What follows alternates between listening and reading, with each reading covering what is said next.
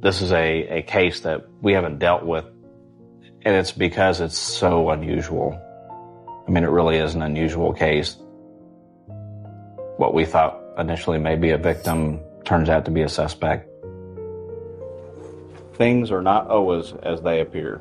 Friends called police yesterday when they spotted this post on the Facebook page DeeDee Blanchard shared with her 19-year-old daughter, Gypsy Rose. Investigators say they found the mother violently murdered inside their home and Gypsy gone. The sheriff isn't saying how she died, but has said her death was violent. Investigators continued searching for her daughter, 19-year-old Gypsy, through the night.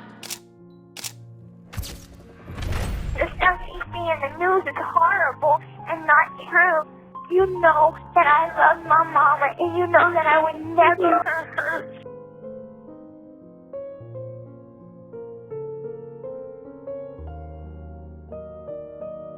What kind of mom was she?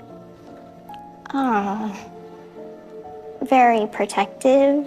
Do you think she protected you? No, not in certain ways, yes, in other ways, no. I think that she was very sick in her mind. That what Dee Dee did to Gypsy was one of the most egregious forms of parental abuse you can imagine. Because her mama was an insane, compulsive liar.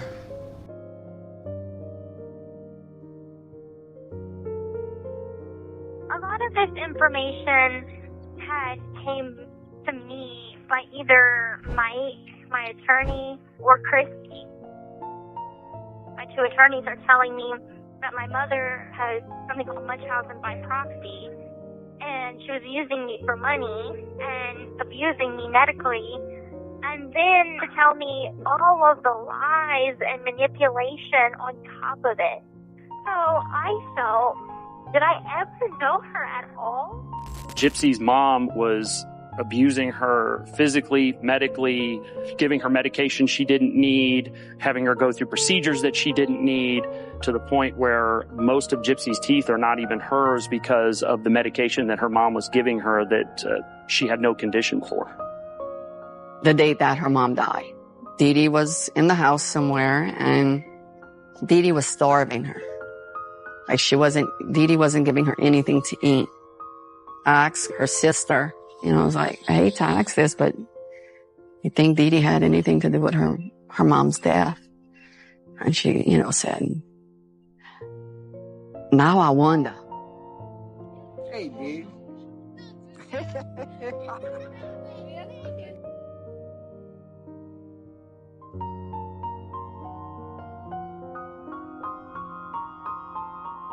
Hi, my name is Dee Dee. We're about to leave to go out. Me and Suzette, we're gonna go do some tricks.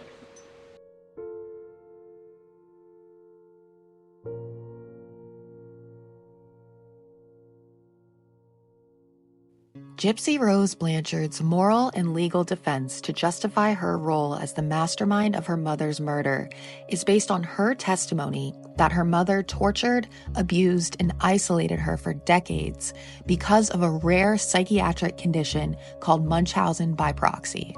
Despite the fact that Dee Dee was never diagnosed, and frankly, she does not meet the diagnostic criteria for this condition. Factitious disorder, formerly referred to as Munchausen syndrome, is categorized by the intentional falsification of physical and/or mental signs and symptoms in oneself or in another individual for no obvious external gain or reward.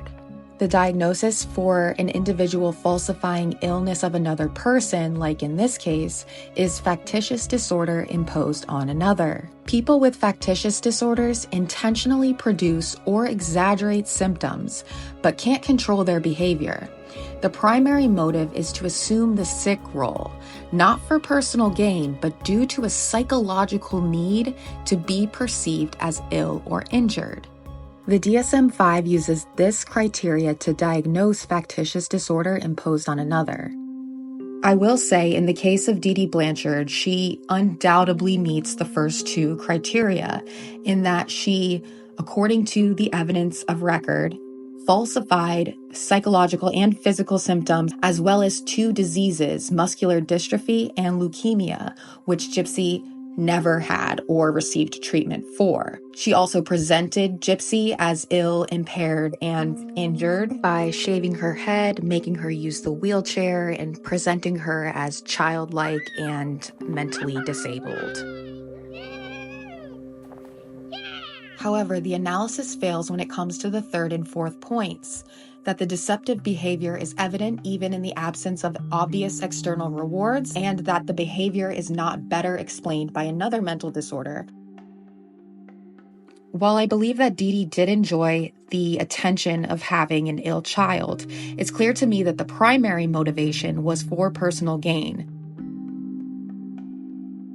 This is supported by Gypsy's testimony at Nick Godejohn's trial. Did you and your mother obtain any kind of advantage by you being in a wheelchair?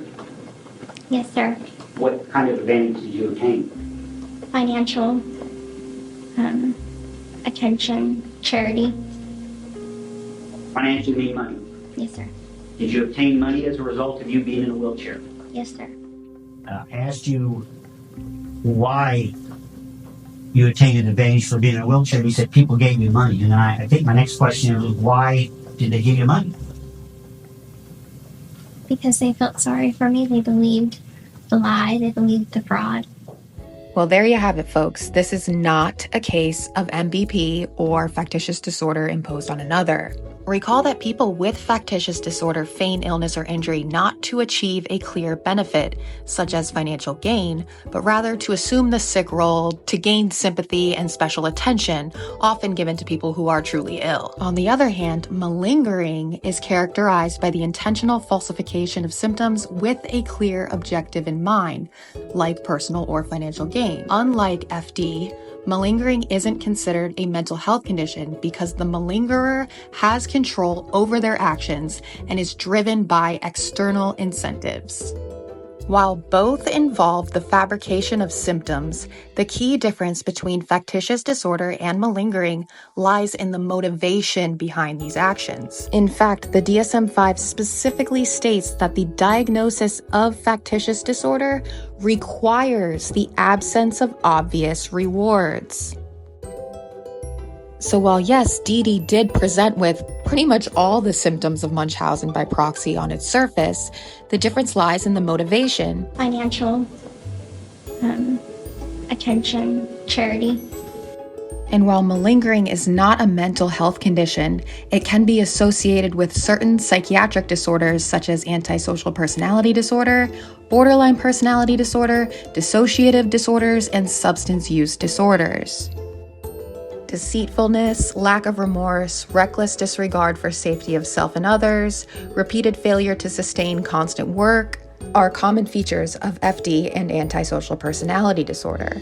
As such, the diagnostic criteria here is not met. This is simply not a case of factitious disorder or Munchausen by proxy, according to the DSM-5. Despite this, DeeDee Blanchard basically became the symbol for Munchausen by proxy.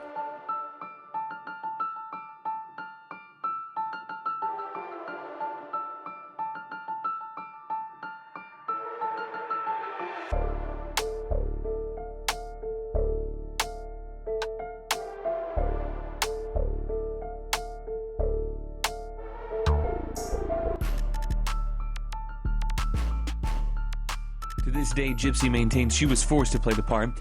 She also says it's why she worked with Nicholas Godejohn, her then boyfriend, to kill DeeDee back in June of 2015. I disagree with that. But that abuse has nothing to do with DeeDee's murder, according to prosecutor Dan Patterson, who just a little less than a month from Nicholas Godejohn's first day on trial argued the character of DeeDee Blanchard should be withheld from the jury. He says even if Gypsy's mother was abusive, her aggression wasn't being shown at the time of her stabbing, and her character played no role in that night's violence.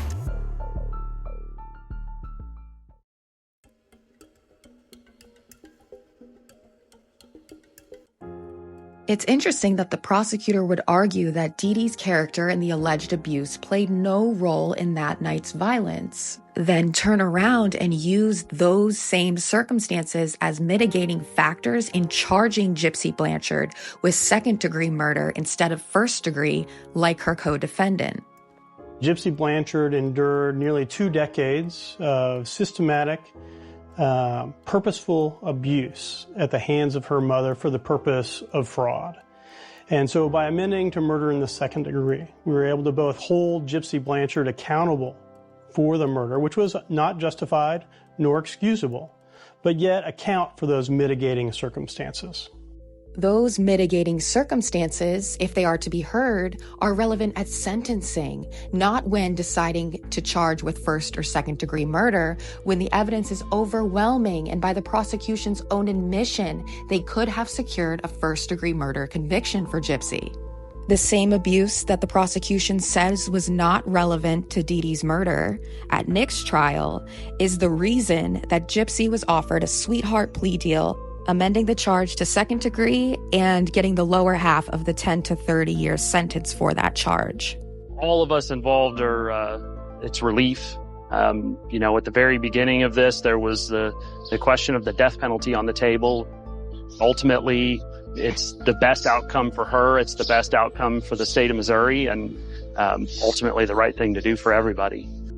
Gypsy, her family, and her legal team successfully perpetuated this narrative through countless documentaries, TV programs, and interviews, gaining public support by way of sympathy for the sickly and childlike Gypsy Rose, who, in reality, was a 23-year-old woman who not only acted as a willing accomplice in her mother's fraud scheme, but meticulously masterminded the infamous murder and set up her co-defendant to take the fall for her evil deeds.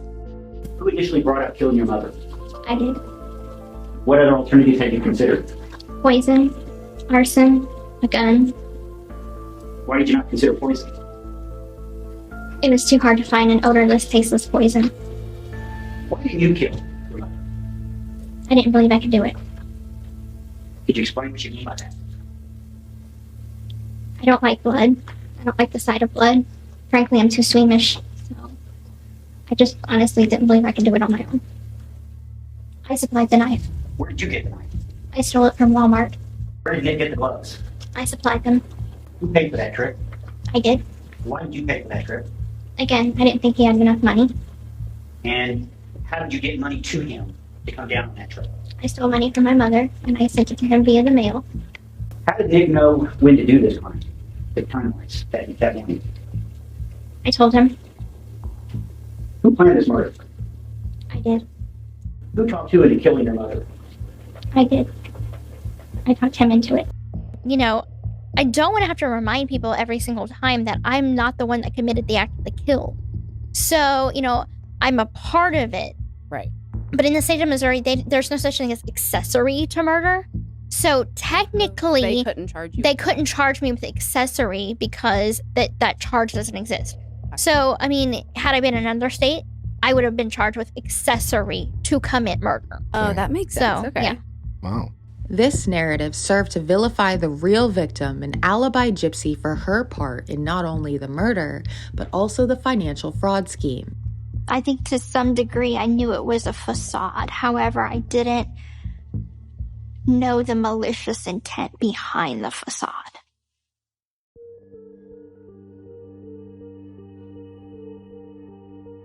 The Blanchards began working with HBO on Mommy Dead and Dearest before Gypsy's plea deal in July of 2016. The documentary debuted in May of 2017, after her plea agreement, but before Nick's trial in November 2018. It is my and many others' belief that this sensationalized piece precluded Nick's ability to have a fair trial, with the public and the prosecution pretty much concluding that he was the main player in this whole thing. So when it comes to the character of the victim and unsubstantiated abuse allegations raised by the perpetrator, facts seem to only matter when they favor the narrative that serves Gypsy and reassigns responsibility to both her victim and her co-defendant. Nonetheless, these claims of abuse were never properly investigated, challenged, or adjudicated. DeeDee Blanchard was never charged with child abuse or any maltreatment towards Gypsy. She was publicly defamed and demonized without proof. As the prosecutor argued in Nick's pretrial hearing, even if DeeDee was abusing Gypsy, that doesn't change the circumstances that this was cold, calculated murder in the first degree under Missouri law. Plenty of defendants can point to unfortunate or unfair circumstances in their upbringing. It doesn't change the facts of the crime. Even so, it's worth asking the question, was Gypsy ever actually medically abused or even treated poorly by Dee Dee? Now, most people who watch the documentaries would argue that of course she was abused, pointing to the long list of medications, procedures, and even coercing her child to lie in order to keep up the con. They would argue that the medicine closet, the surgeries, the feeding tube, the bizarre mother-daughter dynamic is enough to declare Gypsy as an abuse victim. And I won't deny that Gypsy was certainly groomed to lie, cheat, and steal by her mother, who was by no means a perfect angel. I speculate that Gypsy was predisposed to antisocial behavior, both by way of genetics and her inappropriate upbringing. But here's where the work of a woman that goes by the name of Fancy Maselli becomes critical in the analysis of this case. Hey guys, it's Fancy, and you're watching the Good Wives Network. Hey guys, it's Fancy, and you're watching the Good Wives Network. Hey guys, it's Fancy, and you're watching the Good Wives Network. Fancy and her team at the Good Wives Network were provided Gypsy's medical records by the family in a deal whereby Fancy was to produce a documentary telling Gypsy's story many years ago.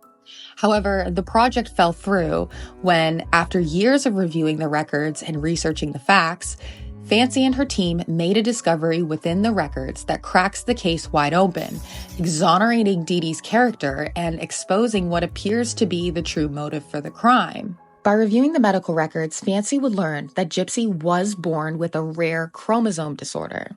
Chromosome 1q to 1.1 microdeletion syndrome, a rare chromosome abnormality that develops when there is missing genetic material on chromosome 1. The effect of this genetic variation ranges from being barely perceptible to being obvious and severe. Phenotypes of a 1q to 1.1 microdeletion are neurological psychiatric problems, microcephaly or small head, epilepsy, facial dimorphism, loose joints, low muscle tone, cataracts, and other eye problems. Again, this diagnosis is found within the medical records and even corroborated by Rod Blanchard, Gypsy's father. Dee Dee told me she would need a wheelchair. And I asked her, I said, man, she's got a lot of issues. What's going on, And they had done some tests and found out she had a chromosome disorder that was causing all of her functions from developing, her digestive system and her muscular system.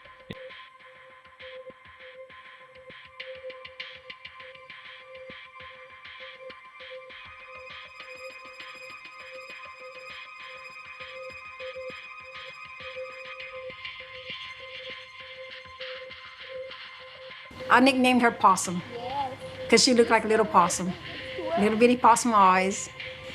Dee Dee started telling me that she's got some problems with her eyes, seizures, her digestive system. After that, Gypsy couldn't walk anymore. She had a muscular disorder. Dee Dee started telling me they're running tests, they're trying to find out what's going on with her. She's got a lot of issues. In 2000, they ruled out muscular dystrophy because they were doing testing to try to find out the chromosome disorder that they knew she had when she was born. They knew she had one, and muscular dystrophy is one that would have explained some of her problems. But in 2000, they ruled that out when they did the muscle biopsy and the nerve conduction. She does have eye problems. She did have ear problems. She did have feeding tube problems, feeding problems, failure to thrive. She was diagnosed with a muscular problem. They didn't figure it out until 2011 when they ran a very specialized genetic testing to try and figure out what all these erroneous little things that she had, because they didn't really fit into any one major thing. In September, I believe, of 2011, they returned for a follow-up visit, and that is when the chromo disorder is proven, and they also state that Dee Dee does not carry it, and Rod could not be tested. And she does have this microdeletion, and it explains her entire medical history, both the physical medical history and her mental health medical history. It's all explained inside of this chromosome disorder. This microdeletion, it explains her eye problems, her ear problems, her teeth problems. It explains the weak muscle tone she has. It explains all the different things. It explains why the feeding tube was placed. It explains why there was a muscle biopsy done to rule out muscular dystrophy. And it 100% proves that muscular dystrophy and cancer, later in 2007, cancer hit the scene, was used for financial gain. That's it. That's the whole case. Financial gain. Medical fraud for financial gain. DeeDee and Gypsy were malingering when it comes to cancer and muscular dystrophy, but that doesn't mean that Gypsy did not have very real medical challenges that DeeDee did her best to diagnose and treat for. And thanks to Fancy, we know that these conditions stem from her congenital chromosome disorder. The only thing that I have wrong with me is I have a little bit of a lazy eye. Not all the time, but I have better vision in this eye than I do that eye. That's it. That's it. That's it. Nothing else. Nothing else. And I'm completely healthy. Like, I have no health problems whatsoever. So the fact that they're denying this chromosome disorder is very interesting, because what does it do? It blows their lives apart. That's what it does. And that's why they don't want you to know about it. Christy, and that little girl up there, that grown-ass woman up there, used all this nonsense to cover up a murder, to villainize the victim, to ensure that her co-conspirator would go down for it all, and she'd come out of prison doing a quick little stint of 8 years and be a millionaire. All for unaliving her mom for that fire D. Because it sure as shit was not about Munchausen by proxy or medical child abuse. Honey, you can spin this any way you want, but it is very evident that you do in fact have a 2.74 MB microdeletion of chromosome 1Q to 1.1.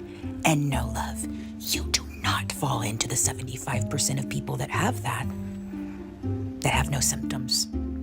It's very clear that you have symptoms.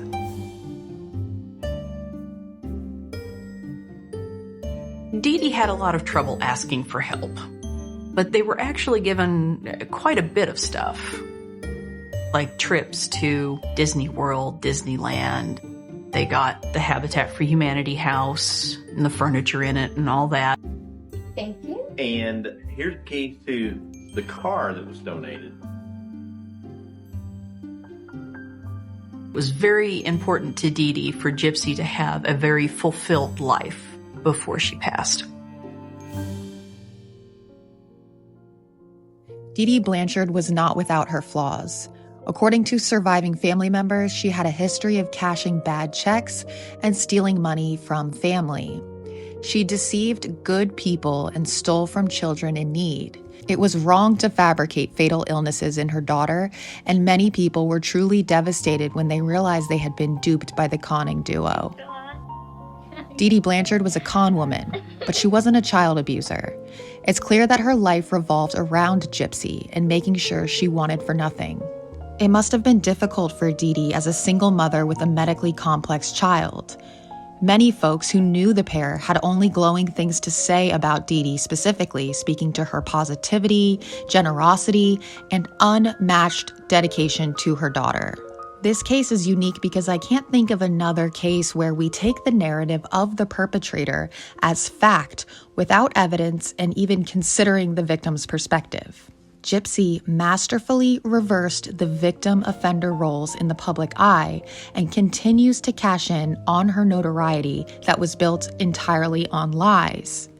But as Gypsy's public behavior continues to draw attention, more folks are digging into the crime and uncovering truths that paint the whole tragedy from a completely different perspective. Saying she doesn't identify as a murderer, knowing she used this man that is autistic with a low IQ and other mental health issues to unalive her mom because she wanted to get some DICK. And it just seems so convenient. And to villainize her and him. So all she does is every person in her life, she villainizes them. Yeah. And manipulates the people around after she villainizes these people. And then she discards This is her game. She discards you when she can't use you anymore. This is her game. And to know that she had her mom unalived for her own selfish reasons when this woman was never abusing her is wow, mind-blowing. It's like all I could say is rest in peace, Dee Dee, because it truly is a sad situation. To quote Greene County Sheriff Jim Arnott, things are not always as they appear. Thank you for watching.